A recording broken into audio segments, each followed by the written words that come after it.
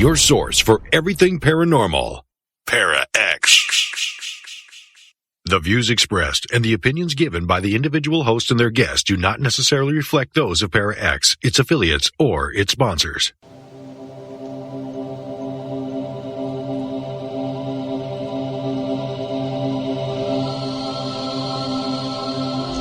Merry meet and merry part, bright the cheeks and warm the heart.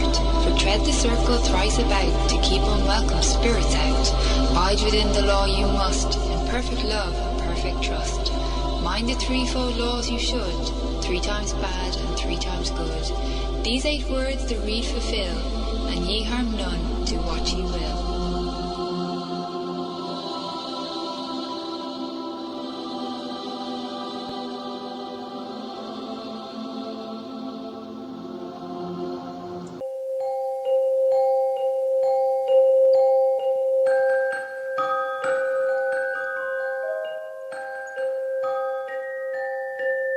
Welcome to Stirring the Cauldron on the Para X Radio Network.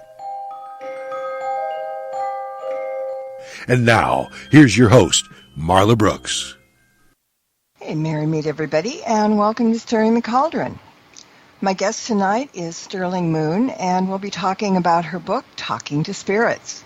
Now, Sterling has communicated with spirits since childhood and began officially practicing mediumship in 2016.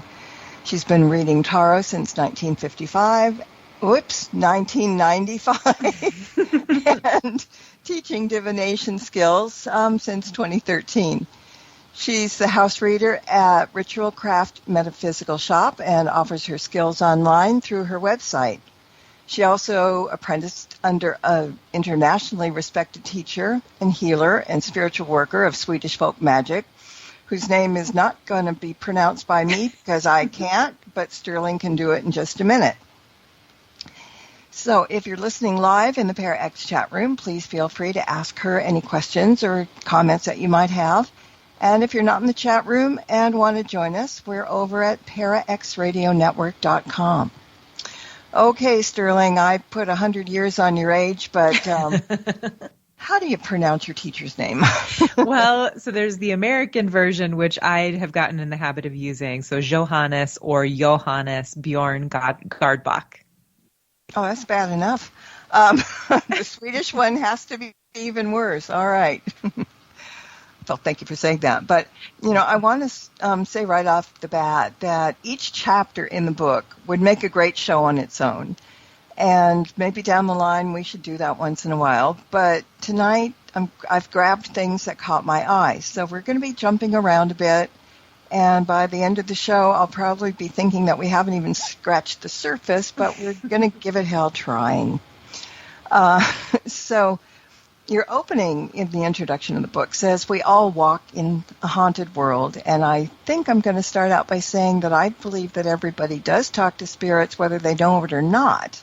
Mm-hmm. Because there's, spirits come in many shapes and sizes. Like we pray to saints, we talk to our loved ones on the other side, we talk to our spirit guides or angels or plant spirits if we're gardening. So is that a fair assumption that like everybody does, even though they don't know?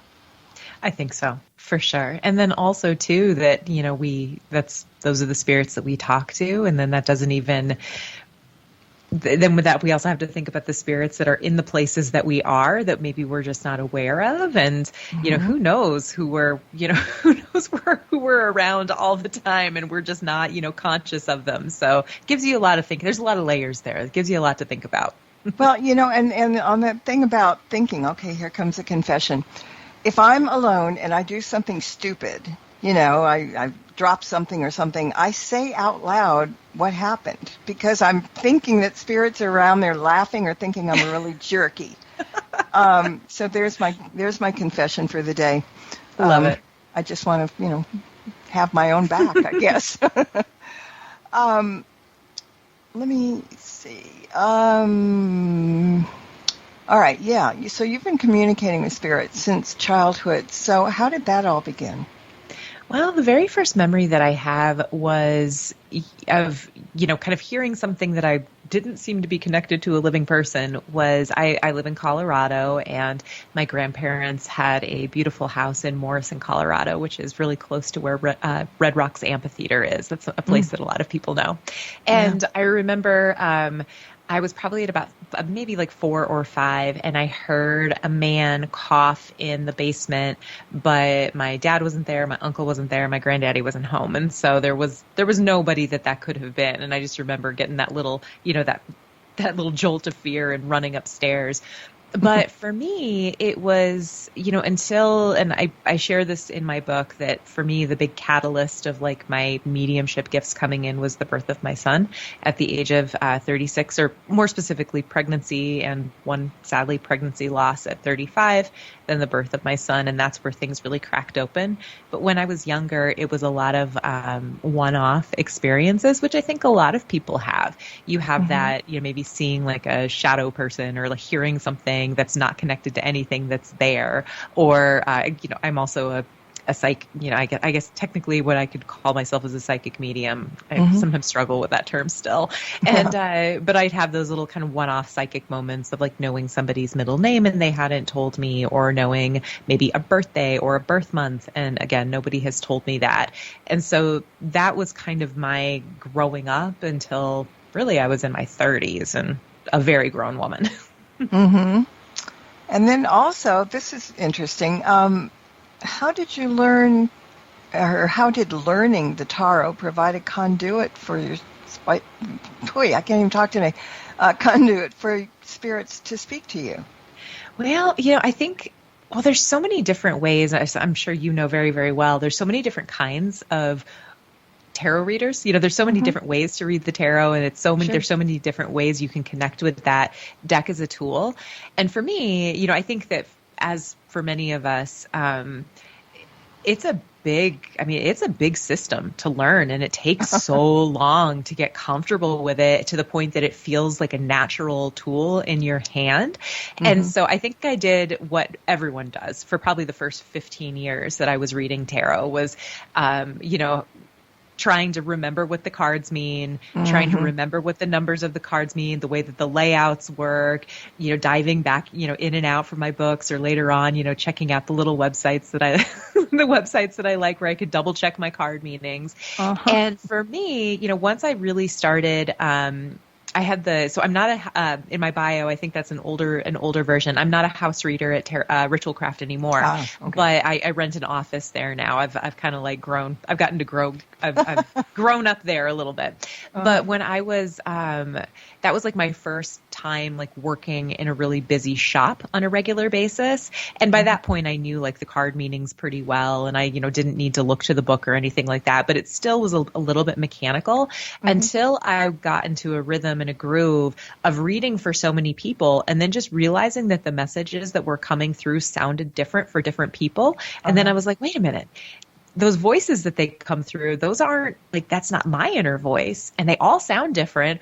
What in the world is going on here? And then I started to realize, wait, sometimes this is like my guides, sometimes this is my own intuition, sometimes this is their guides, and then sometimes it was like pushy family members who would be like hanging over my shoulder and trying to get their point across.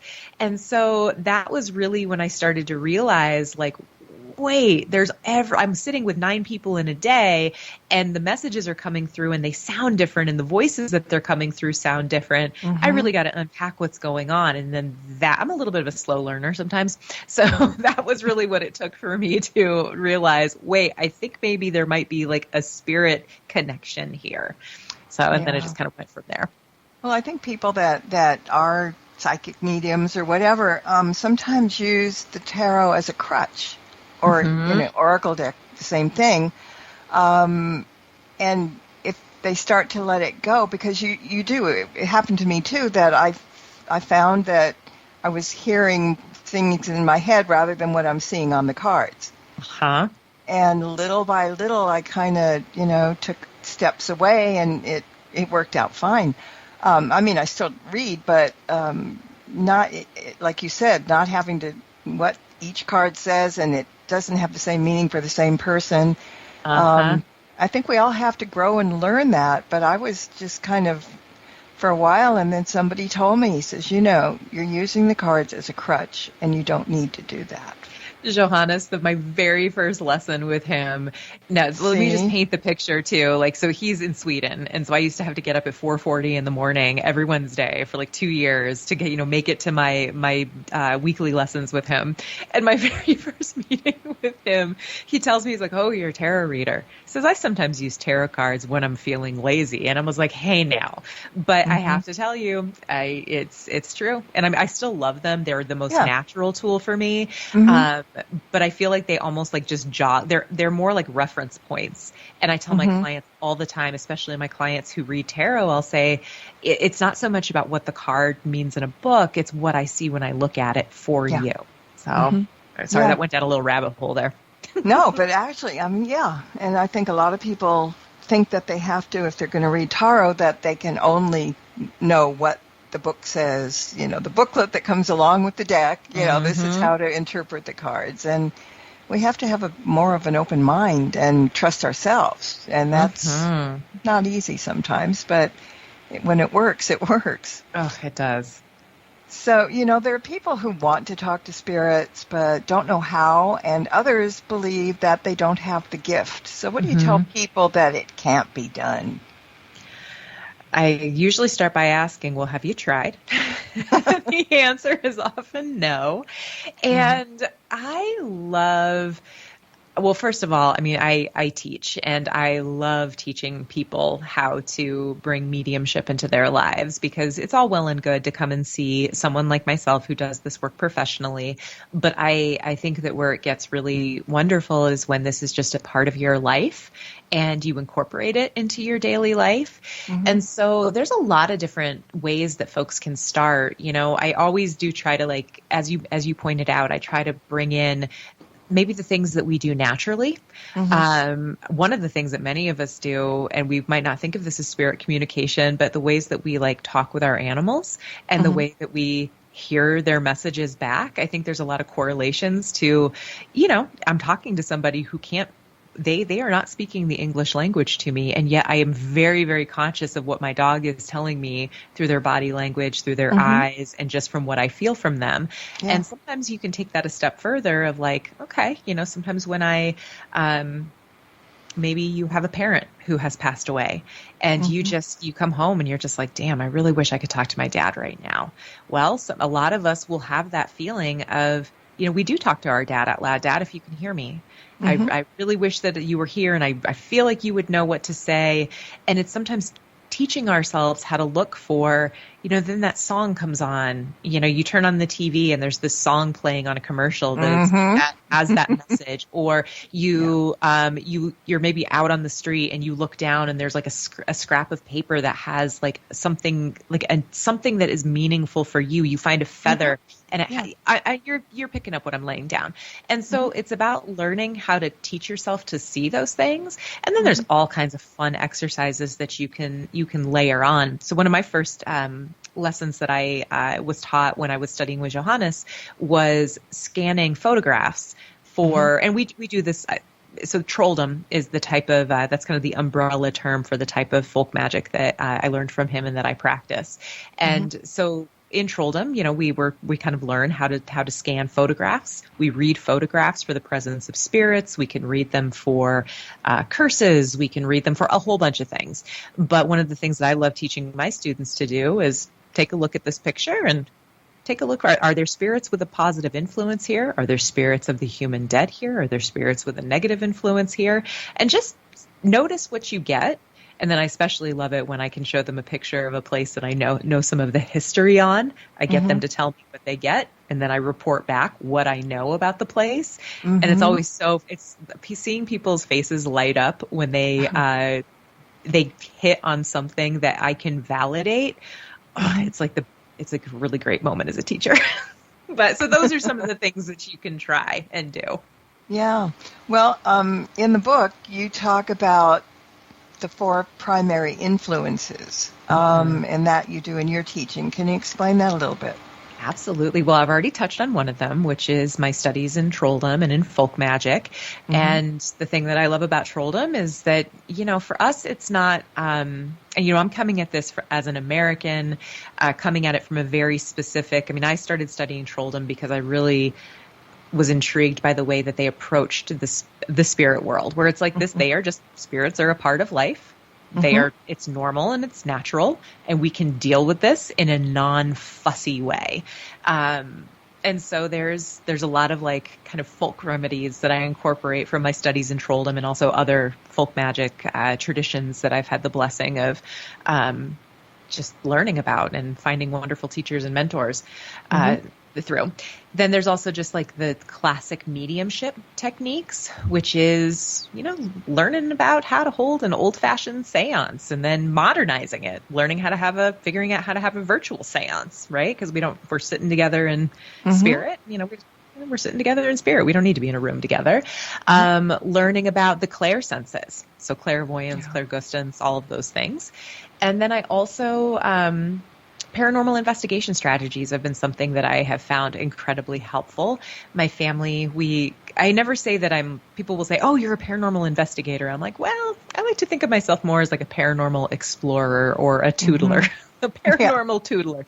But I do think that the emphasis on learning history, on experimentation, documentation, I personally think that learning about and practicing paranormal investigation makes us better mediums. And so that's something that I incorporate, and I also teach my students to do that as well.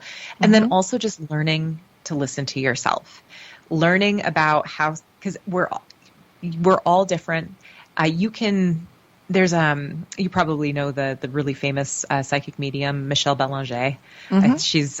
So she has this class that it's an online class on her website on energy healing. And she had this really beautiful phrase about how you can read I'm paraphrasing, but you can read all the books, you can take all the classes, but at the end of the day, you are still the person that has to figure out the guidebook to you. And I just always thought that was such a beautiful way of putting what is really the missing piece. You got to figure out how all this stuff works for you. And at a certain point, be willing to put all the textbooks and the things that you, in air quotes, should be doing and figure out how it works for you, because none of us really know how this works, which is part of the fun of it all. Yeah. And each of us has a different belief system here and there, walking different paths. And you can't expect to have the belief of somebody else or whatever. And, there's a ton of misconceptions about talking to spirits and stuff. I guess the best one that makes me laugh the most is that if you want to try and talk to a spirit, you're going to conjure up a demon. Now, what do you say about that? Not saying there might not be any, but there isn't one around every corner. Yeah, it could happen, but it's also, I think that's where, if that's something that you're concerned about, what kind of safeguards are you going to put in place? What is maybe the grounding and protection that you have in place? Because I do think that is important. Yeah. What is the, let's say you're working with a group of people, we've got spooky season that's coming up here pretty soon. And let's say you're sitting down with a group of your friends and you want to whip out the talking board, the spirit board. And, maybe there's somebody who wants to talk with their granny and somebody else wants to conjure up some demon. Zozo, whatever. Yeah, you should probably talk about that ahead of time to make sure that you're on the same page before you start. And also, too, closing out whatever it is that you're doing. And I will say this is something that I credit my folk magic studies from, or what I credit my folk magic studies with, is sometimes we do land ourselves in some hot water. And the thing is that these are things that we can figure out how to deal with. And also when we get in over our heads, which many of us do, you got to know who are your elders that you can go to. Who are who are the people who really know their stuff that you can call or hire and say, I think I got myself in a bit of a pickle. Because I've had to do that, and I've had people, now I have people who come to me, and, I probably will have to go to my elders down the road at some point. So I don't know. Of course it's a possibility. I won't poo-poo it, but I also, boy, if we just like limit ourselves based on all of the fear of what could happen, life is just not going to be very fun. No, we wouldn't step out of the house. No, we really wouldn't. So I don't know. All right. Well, okay. So demons are one thing, but in the book you talk about low energy beings. Now, people might confuse that with demons. So talk a little bit about those low energy beings. So this is just my theory, okay? So I'm not, and this is just everything that I share is based on, yes, research, because if you write something, you should do some research along with it. But a lot of it is based in just what I've experienced, what I've seen, and kind of what also, too, seems to line up with what the, kind of the body of literature is out there. From my experience, though, yes, we have things that are malevolent entities that have not been human. So those would fall into that categorization of demons, right? And I will just say for those, there's kind of a range. In my experience, there's some that are just like they're a nuisance, but they can be dealt with fairly, easily. And then it gets more, some of them get, severe and can be dangerous. So there's that. But then, in my experience, it seems like there are spirits that they start out as human. They maybe were terrible people in life. They made terrible choices. They did terrible things. And, again, this is just my opinion and also based on experience and also, kind of what other literature out there says. It seems like when we move on, there is the opportunity and the expectation that we do need to take a backward review of our most recent life. I believe in multiple lives, to see, how we impacted other people. And I do think that there are some folks that they lived lives that were not something that they were proud of, and they would rather stay in this weird limbo than, go through that process. And it's my opinion that if you stay there for long enough, you start to really lose touch with who you are. And they kind of just, they just are dark energy, but they tend to be pretty easy to clear out because they were once human. Yeah. Again, that's just kind of my theory. But, and I do think that there's still hope for them. Don't they have to kind of help themselves, though, right? You got to help yourself. It does seem like free will does not dissipate after we die. And that's one of the things that's always really interesting and sometimes kind of disappointing for, this was in my own experience, and it seems like that's something that my clients will experience, is sometimes I think that we expect that when someone passes, or that when maybe many years down the road when we pass, we have everything figured out. And that, suddenly it's like we're totally enlightened. And, it seems like we are still, that process does take time. We don't figure it out all right, right away. And sometimes people, when they come to me for mediumship, they'll want to talk with someone, and they're surprised when the messages that I relay through sound a lot like this person, what they would say if they were still, earthside. And that can be really disappointing for people. I've had the same experience, and that's been disappointing for me sometimes too. But yeah, seems like we have work to do. And if we choose to not do that work, it also seems like we can end up in that kind of low energy being category if we really refuse to keep to look ourselves in the face. Yeah. Another misconception is that people are afraid to talk to them on the other side and spirits because they're afraid to get possessed. Oh, yeah. I mean, that has not been a fear that I've personally had. So it's a little like, that's one I'll have to think about. Now, I will say, there's kind of some different levels of mediumship. Most of what we experience where we is mental mediumship, like where I feel like I'm connecting with a spirit, and I'm getting a sense of I either have just this knowing of what this spirit is trying to communicate, or I hear like an inner voice, or I get a flash of a vision. Some of us, there are very rare folks who have that physical mediumship capability, which, back in the day, that was something that was fraudulently, people committed wild acts of fraud, eating cheesecloth and, pushing it out during seances so it looked like they were secreting, ectoplasm. I was just going to say that. Yeah, But there are people that they do have a knack for, when they are like in seance, doors will open and close, things will fall off through shelves, knockings will start happening. It does seem like there are some people where that physical stuff seems to happen around them.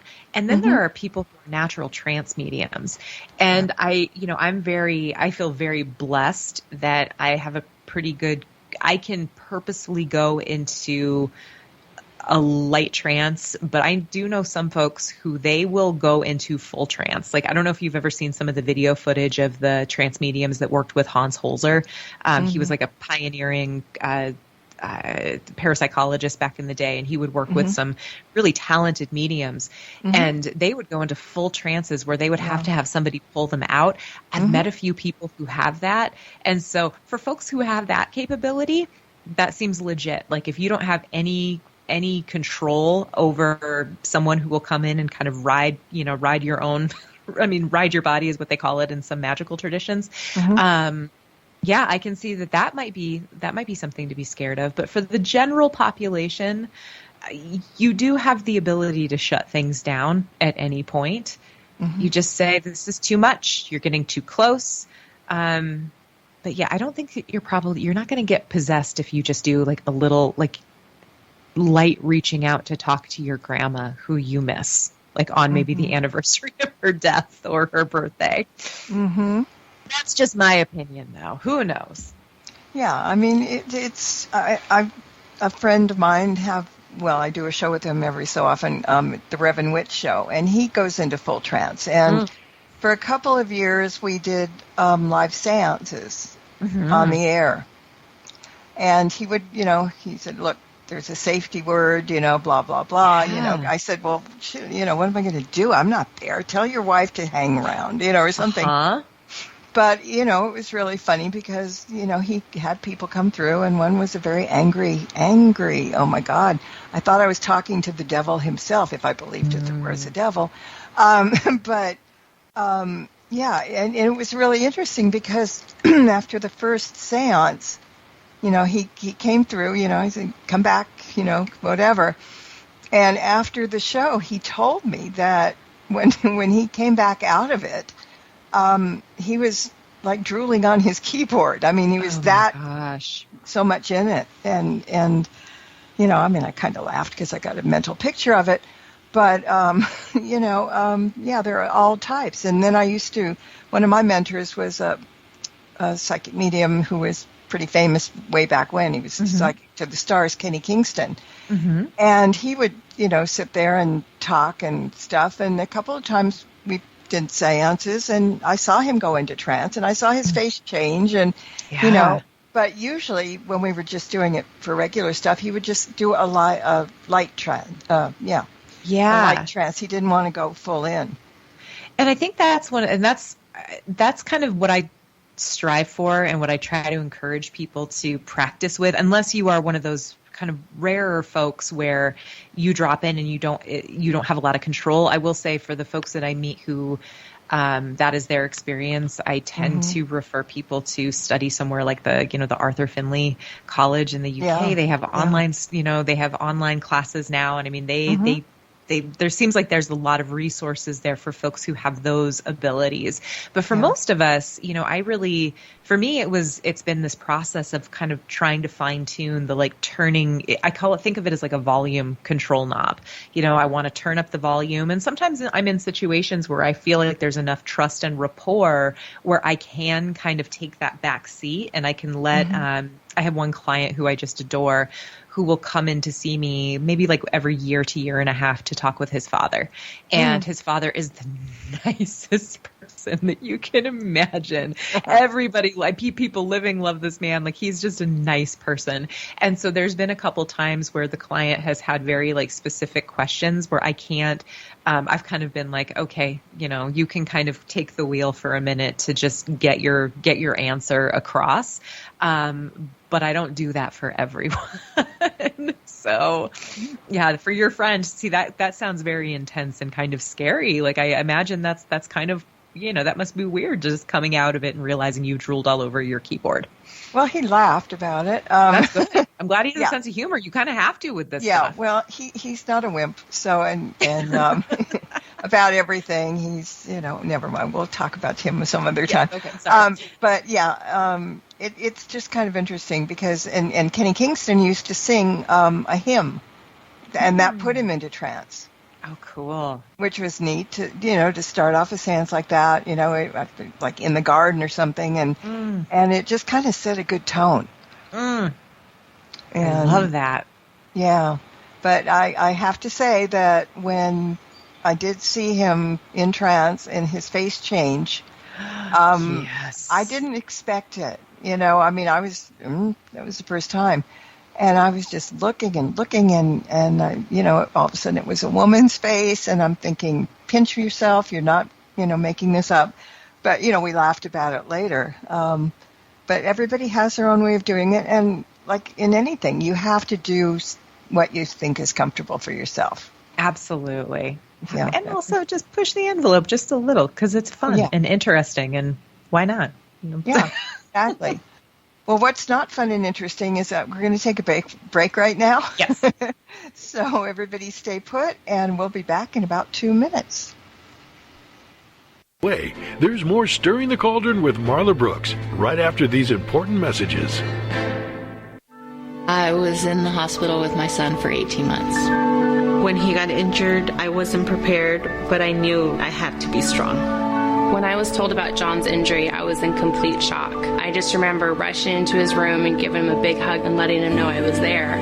These veterans and families are just a few of the heroes we serve at Homes for Our Troops. For thousands of severely injured veterans, everyday life is filled with barriers. It was really the little things throughout the house. Counters that you can't roll up to. I had to drag my wheelchair down steps. I want to help, but he is so determined. At Homes for Our Troops, we build specially adapted custom homes with features like wheelchair access, rolling showers, and automatic door openers that allow them to function independently and focus on their recovery and family.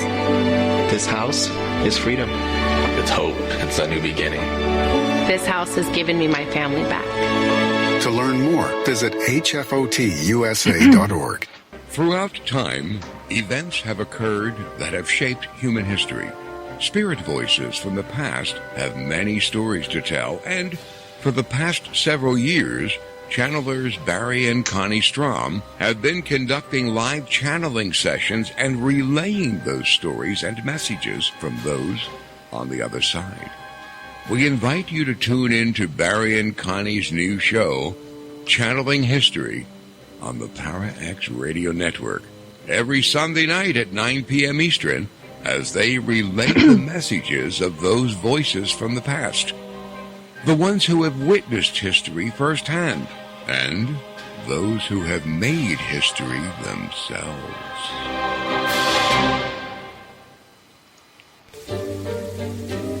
Hey everyone, it's Marla. If you like tonight's episode of Stirring the Cauldron and the archive podcast as well, take a look at the show's YouTube channel and check out the dozens of shows that are there just waiting to be heard. New shows are added each week, and while you're there, why not subscribe? It's free. And if you click on that tiny little bell icon at the top of the page, you'll be notified when new shows are available. Just go to youtube.com and then type in Stirring the Cauldron Para X, and the link will appear. Just like magic.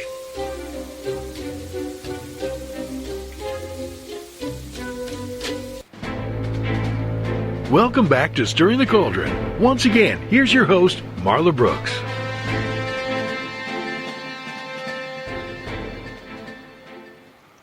And my guest tonight is Sterling Moon, and we're talking about her book, Talking to Spirits, which is a modern medium's practical advice for spirit communication.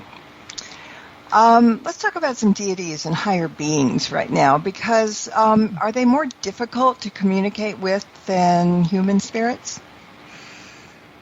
I don't think so, but it also depends on maybe the relationship that you have with them prior, and maybe it also really depends on what type of divine being. So let's say you're maybe just wanting to reach out to your spirit guides, which I would consider them to be kind of fall into the category of divine beings. Mm-hmm. They've been with us since we, excuse me. They've been with us since the very, very beginning. Mm-hmm. And so they're going to be pretty easy to reach, although it might take a little bit of practice to, discern their messages. Mm-hmm. I feel like saints are often pretty easy to communicate with if we maybe build that relationship. If I, and the same with different, gods and angels and things. I feel like angels are often the easiest. The trick with them seems to be that you have to ask for their help and you have to ask them in. And it really, that's a complicated, I was like, ooh, that's a doozy of a question for right after break, because it is kind of complicated. It has been my experience that a lot of, kind of gods and deities, you do need to maybe put in a little bit of work of finding out what are the ways that they are typically honored. Do they have their own day? Do they have colors and herbs and maybe planets that are associated with them where you can kind of, maybe they are a type of being that they really appreciate offerings. You sometimes have to look at culture as well. Is there maybe a little bit more of an alignment because you are a descendant of maybe that kind of root culture of where they come from, or maybe you come from a very different culture and you might have to put in a little bit of extra work there. It really all depends. I will say, in defense of saints, I was not raised with any organized religion. I feel very grateful for that because it really allowed me to kind of have my own path. Mm-hmm. And it's been my experience that saints, well, one, they have their areas of responsibility, which can kind of make them easy to work with as a magical practitioner. Mm-hmm. And they were human. It's been a long time and they're venerated and have been elevated, but they understand our human pettiness. They understand our human, kind of the plight of just being human. And so I feel like that's one of the things that sometimes makes them a little bit easier to connect with. But it can be so enriching to have those connections with those divine beings that can provide you support and protection and blessings and all the things. And it really just depends on who you're trying to talk to, how easy that it's going to be to get them to talk back. Yeah, that's good information. I've got a question from the chat room. And it is, if you get permissions, is that your guide sending you that information, or is it something that is really just happens? Can you read the question? I don't know if I understand. Okay. If you get permissions? Yeah. If you get, I guess, permissions to talk to them. Kathy, kind of jump in and explain a little bit more. I guess to talk to them. Well, let me. she'll type in and tell me what is going. We've got a 30-second delay, so it might. You got it. You got it. Well, sorry. I'm like I said. Did I mention I'm a little slow sometimes? So I just need a little bit more information. No, you didn't mention it, but I'm sure that's not true. Except we all kind of need a little help. It's true. But in the meantime, let's talk a little bit about the many meditations throughout your book. Yes. There's a lot. There's a lot. And people are going to say, I don't know how to meditate. I don't like it. So go at it for me. Well, now I do want to first speak to the people who have, I think it's called aphantasia, where you literally don't have, there are folks out there who don't have an inner voice. And when they do try to meditate, it is just dark. There is not, they don't, when they read books, they don't get the pictures that come in their brains. That is an actual thing. And so for those folks, there are different techniques and tools that can kind of, some modifications, I'll talk about that at the very end here. But for most of us, when we say I can't meditate, I think, first of all, sometimes there is that, one, it does take practice. I know that's a bummer to hear, but I used to not be able to meditate either. And it turns out that it just, discipline, I hate to say it, but discipline and practice does kind of go a long way. I know that's a bummer, but got to call it what it is.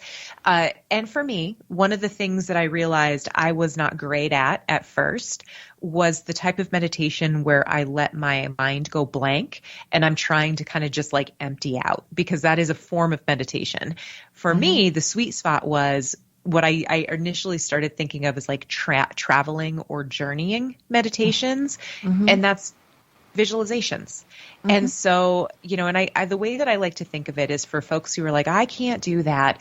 Think about what your brain does when you read a book. When you're reading a really like juicy fiction book that you are super into, think about what your brain does when it's helping you to create the story, the inner world, just from these pages on these words on a page. That's kind of the same process.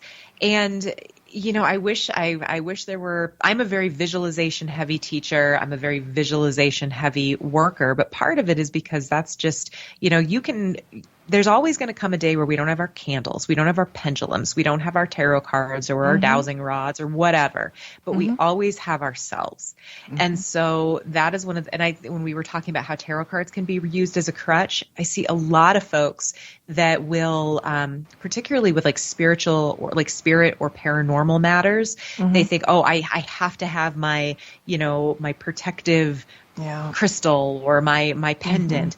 And it's like, well, at a certain point, you're not going to have that. And it's really helpful to train your brain to do the connections, to create the protective barriers that you need. But, so I think for a lot of folks, thinking about what happens when you read a book can be a really helpful way to start. And also just thinking about like your own imagination.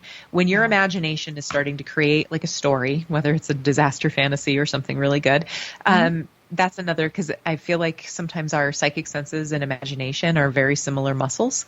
And so that is like a way to get familiar with what that might feel like for you.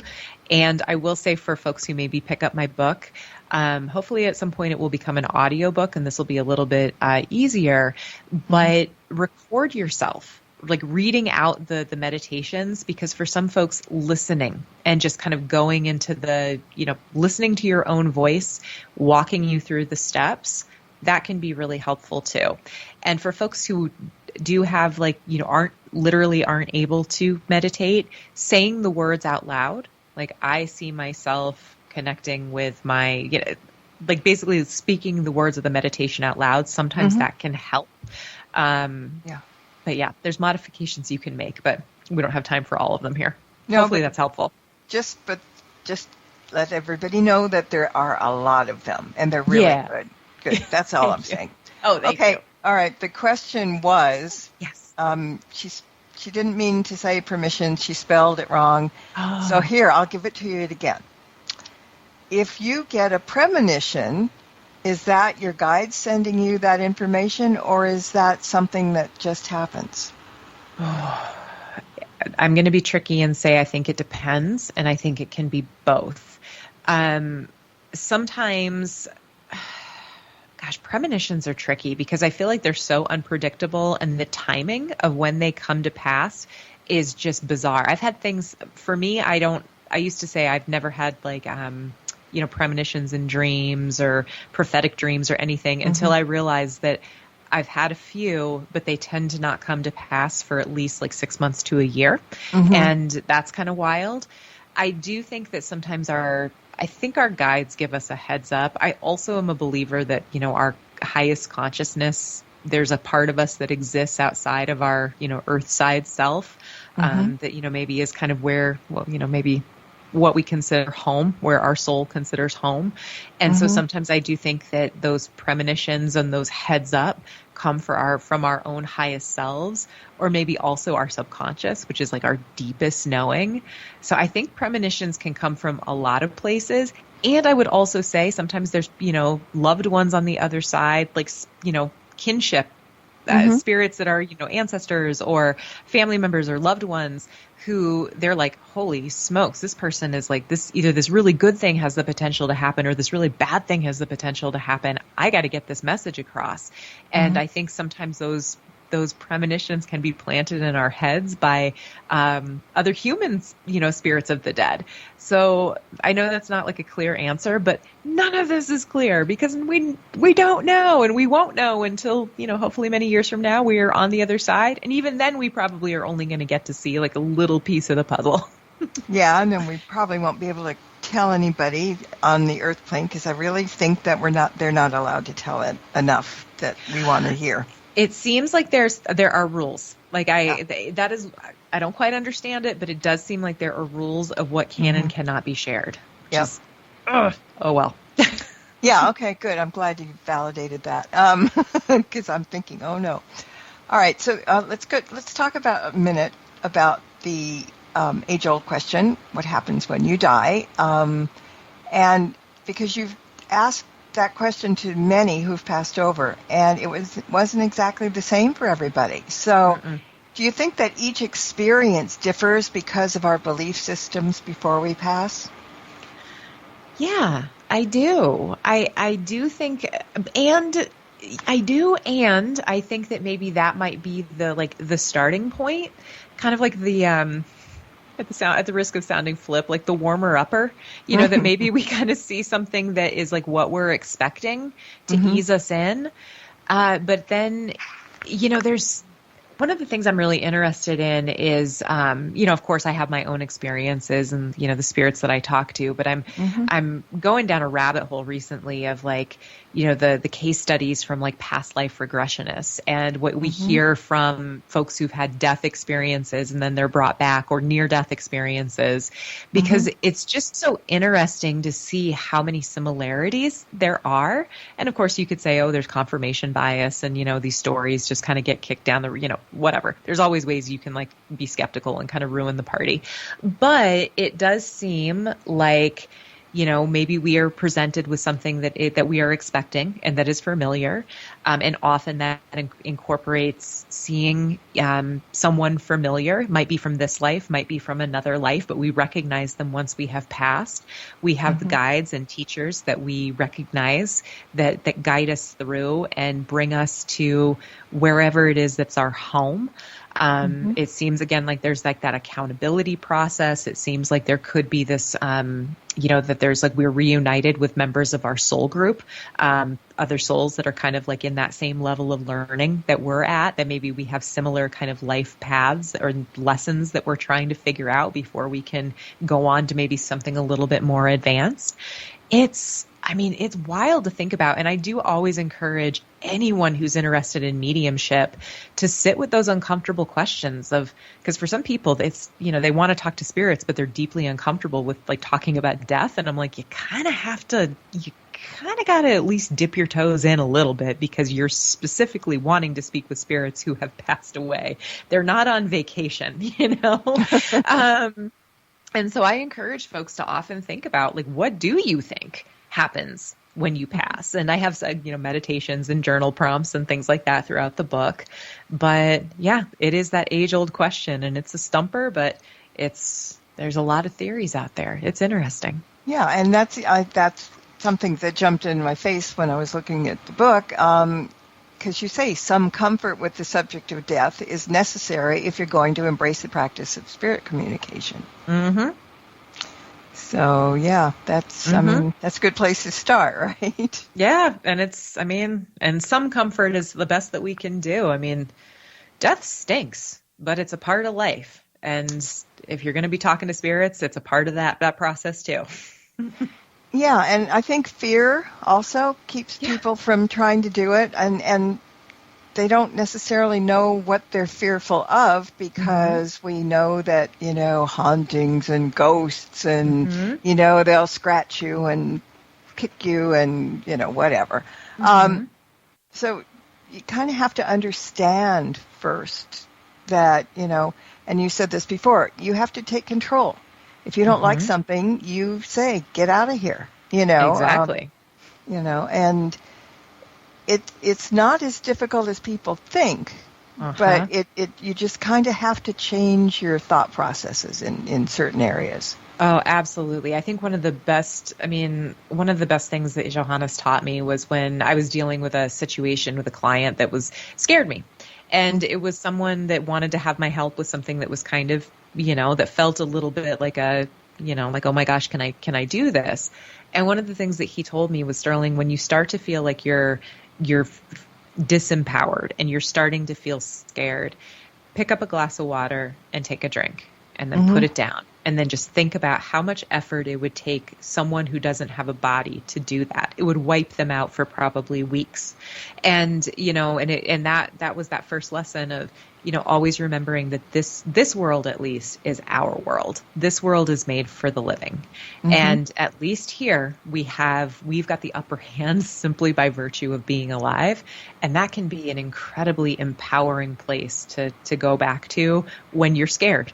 Because this stuff can be scary. Sometimes that's the point. We go looking for it because it is a little spooky and a little ooky. But a lot of that has been drummed into our heads. Horror movies and people that write books that scare the hell out of you, and and people like to be scared. See, this is the thing. A lot of people like to be scared, but in a very controlled situation, like if you go into a haunted house on Halloween, you're going to jump and whatever, but whoever's coming out with the boogie face is just a mask. So you know that you're not going to get killed or whatever. So it doesn't make sense. You like to be scared, but you don't like to be scared. But I guess one is more fiction than reality. But I will say, and that's one of the things that folks, especially if you have like an interest in like paranormal investigation, you have to be prepared for, is I think folks like want to be like, okay, well, we're doing paranormal investigation now. And I have my recorder and I have my video camera and I have all my gadgets and we're going to talk now. But when I'm done, we're done. Okay. But I remind people, like, when you talk to someone, you got to expect that they're going to talk back.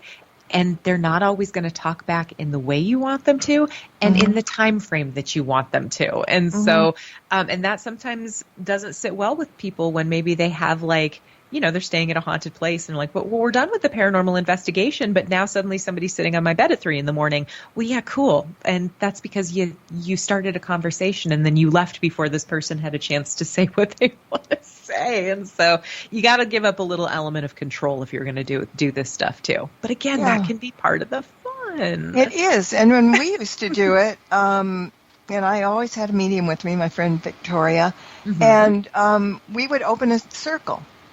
Yes. And we were thinking about opening the circle and then saying, we don't need to have any hitchhikers on the way back and you need to come back, when we're done, we're done.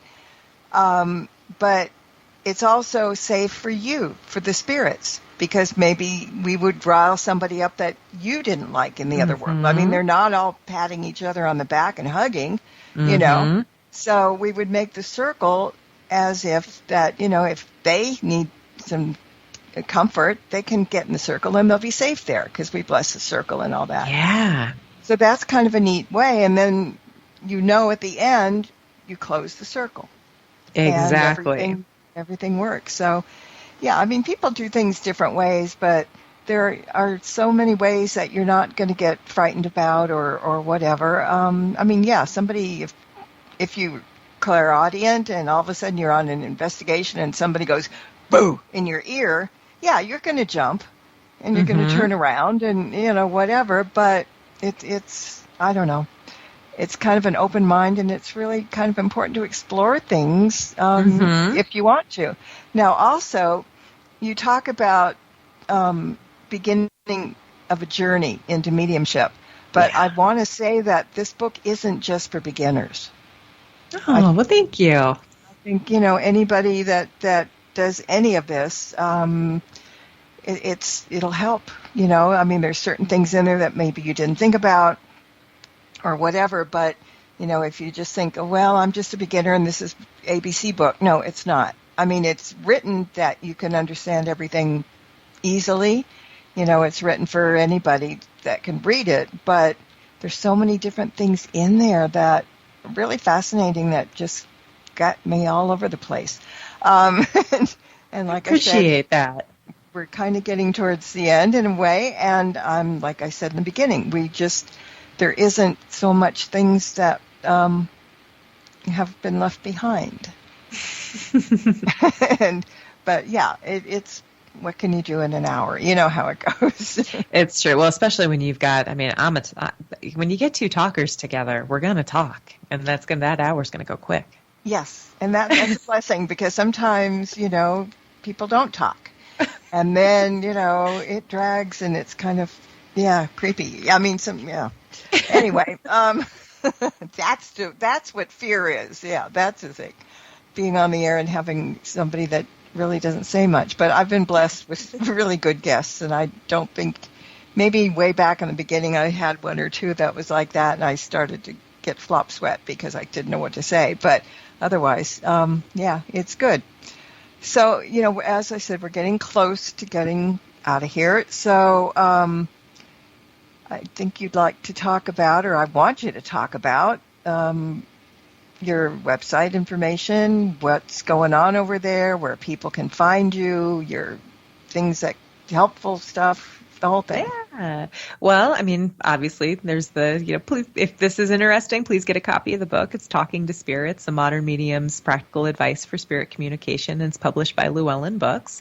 My website is sterlingmoontarot.com. And that's where you can find everything about booking a session with me. I do tarot readings, and I call them spirit contact sessions, which are one-on-one mediumship sessions. I, do consultations with folks who are maybe, having paranormal activity in their homes. I do animal communication. I teach. I have a school called the Sterling Moon Divination Academy. I have 3 once a year programs. My ones that are coming up, the application closes tomorrow. So if there's anyone who's wanting to dive into a last minute 6-week journey of studying mediumship, I have a virtual 6-week program called Modern Mediums. Wow. And we have weekly classes where we just get into the nitty gritty. It's a pretty small group. I think there's there'll probably be about 25 of us. And then I have a annual in-person event called Beyond the Veil. This is my 2nd annual one. I try to have them in different places in Colorado, which is where I am. And we do paranormal investigation, and we learn about haunted history of the town that we're in. And we have a seance and just get real cozy and really boots on the ground, in person, kind of learning about this stuff. And then I have other programs that are focused on divination or finding your spiritual path. But again, that's all on my website, sterlingmoontarot.com. And you can find all my social handles there. I'm on Instagram at _Sterling_moon. It's a little clunky, but that's probably the one that I'm the most active on. I'm on TikTok as Mediumship Mom. That's kind of my fun one. Oh. And yeah, this is my full-time job. I teach, I see clients, both in person in my private office at Ritual Craft, which is an amazing magical goods store based in Wheat Ridge, Colorado. I see folks virtually through Zoom. I do email readings. And yeah, generally just having a real good time talking to spirits and practicing magic and teaching other people about this stuff and doing divination. It's a weird way to live, but it's turned out to be pretty fun and gratifying. That's what's more important, the fun and the gratification. Yeah. And not a lot of people do things for work that they don't like. So it's true. All right. Well, we are going to go. So I want to thank you for being with us tonight. And as I might mention, maybe we'll get together and come back and pick a chapter and do it again. That'd be so fun. Thank you so much for having Marla. This was really fun. Okay. And let's thank all the listeners as well. Thank you, everyone. Yes, thanks. And until next time, everybody, blessed be and merry meet again. Good night. Thank you for tuning in to this episode of Stirring the Cauldron with Marla Brooks. Please join us again next week at the same time for another great guest and more cauldron stirring. Any rebroadcast or other use of this program without explicit permission is strictly prohibited. Copyright 2024. The Mysterioso March by Kevin MacLeod is licensed through Incompetech.com.